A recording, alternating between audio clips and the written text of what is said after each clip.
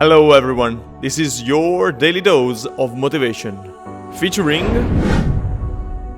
But you're really talking about the most important concept in lasting change, identity.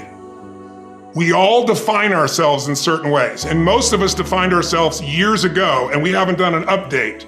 And now you're in an environment where you're constantly told how bad it is, how terrible it is, so that stimulates the old part of the human brain, the fight or flight mechanism, the part of your brain that's always looking for what's wrong so you can hide from it, or you can fight it, or you can freeze and hope it doesn't notice, or you can run from it. And so that part of our brain's never gonna make you happy. It's an important part. There's no saber-toothed tiger for us to run from anymore or fight, right? Not for most people. But now we get that about what are people saying about me online? or do I have enough money in a country that even if you have very little money in America, even if you're in quote unquote a poor environment, I provide 100 million meals a year. I'm almost to 1 billion meals now. I'm at 825 million meals to give you an idea in the last 7 years. So I'm into helping everyone I possibly can, but you gotta help them here and here too. So I use the food as the excuse to get into here and here and start showing people what's possible. And I think we're in a place right now where a lot of people are in this learned helplessness and they don't realize, if as an identity, if identity is how you've identified yourself and you see yourself as a procrastinator, why? Because you procrastinated so many times and disappointed, you don't want to be disappointed. So now you're a procrastinator, you're no longer disappointed. You feel certain, you'll never have your goals, but you feel certain. That's what most people do in their life. But if you set, let's say, a thermostat in this room at 78 degrees and the temperature drops far enough, something's gonna happen. Because the computer's gonna go, hey, you're at 78 degrees, what are you doing here at 68?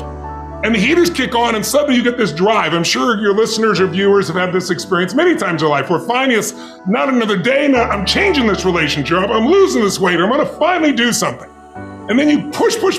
Now some people push and they go beyond their comfort zone, beyond what they expect, not their goals. It's what they're used to, it's their comfort zone. And let's say that 68 degrees is what they're used to financially. It's not what they want, or their relationship, or spiritually, or physically.